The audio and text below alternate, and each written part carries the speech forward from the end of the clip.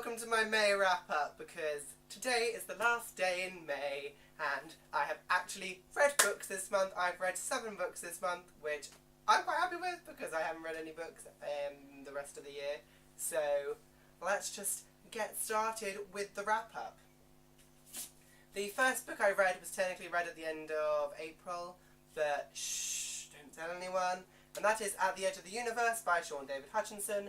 This is a contemporary, sci-fi-ish novel following a boy whose boyfriend disappears, and he is the only one that remembers him. And yes, I was sceptical going in, because that's a very weird concept, but Sean David Hutchinson wrote We Are the Ants, and that book pulled off its concept astoundingly.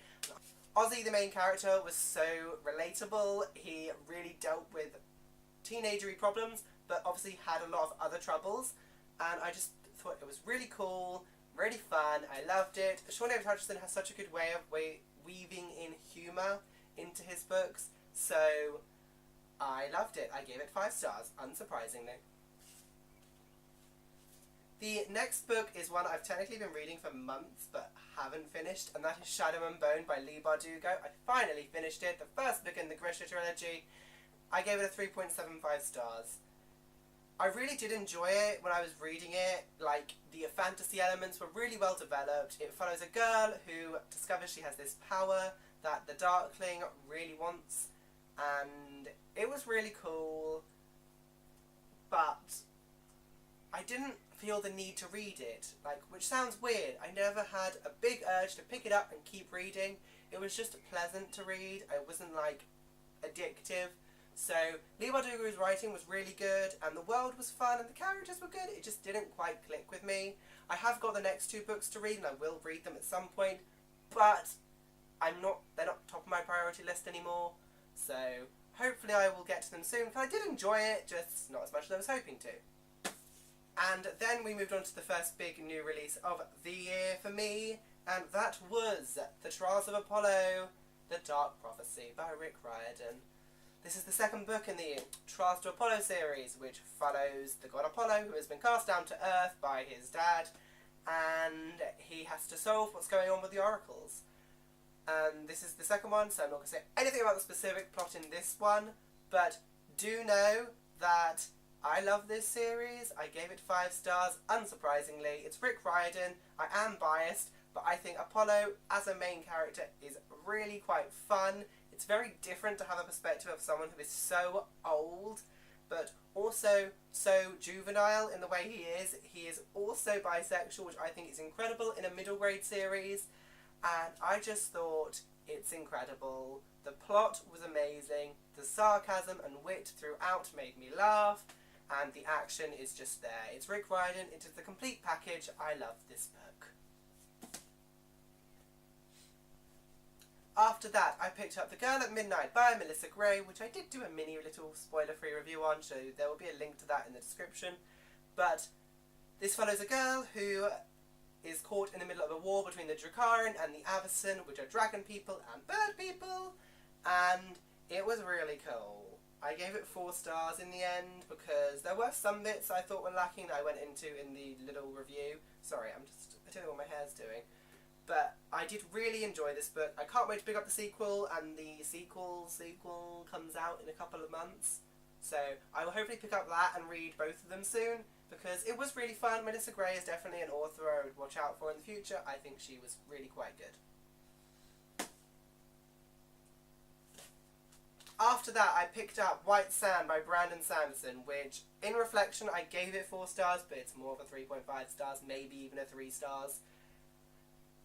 It is a graphic novel set in the Cosmere, and it features a world where they can, control sand, and it's a bit weird, and the magic system's really complicated, and the main character's, clan basically gets wiped out at the beginning, and it follows more from that. But honestly, not a lot happened in this. I can't remember much that happened. It was so forgettable, which is really disappointing. I think it's an enjoyable read when you're doing it, but it's definitely one of Brandon Sanderson's weaker works. But I suppose he didn't actually do much of the writing, because I think Rick Hoskin did the scripting, and Julius Gopez did the art, which is may I say, gorgeous. The art is gorgeous. I just didn't particularly think the story lent itself to the graphic novel format. I kind of wish I had the novel version of this. So, yeah, I did enjoy it whilst I was reading it. It's just a bit meh, a bit forgettable, unfortunately. Which is a shame, because I love Brandon Sanderson, but I will pick up the next 2 volumes when the 3rd one's out. I'm going to wait until both of them are out to read them, so I can just reread this one and go through the other 2. And hopefully that will be a bit better. I don't know. I read it. After that, I picked up Slade House by David Mitchell, which is without a doubt one of the weirdest books I have ever read. And I don't know, not going to tell you about the plot, because I didn't go into the plot, didn't go into this knowing any plot. I thought that was such a better way to do it, because it is such a weird book. Just know that David Mitchell's writing is really kind of fun. It features 5 short stories, each with a unique twist, all featuring Slade House. I did a mini review on this as well, so there's a link to that in the description.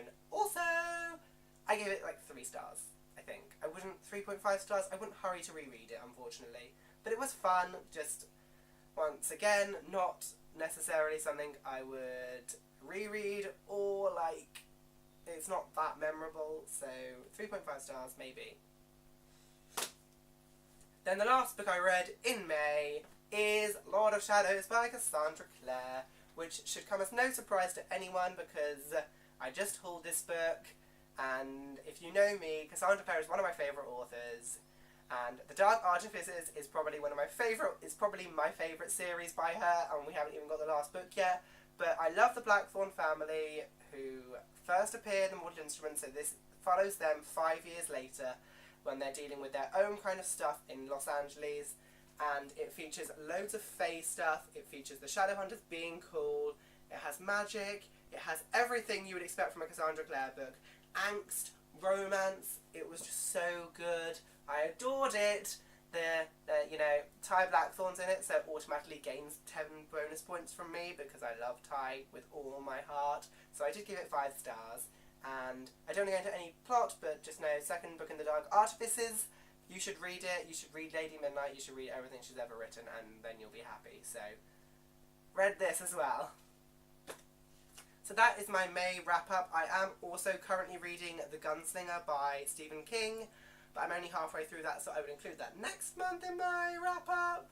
So, yeah, I really enjoyed reading books this month. Like, getting back into reading has been really good, and I think I read some good books. I read some mediocre ones, but I read mostly some good books. Like, everything was pretty solid. I didn't hate anything.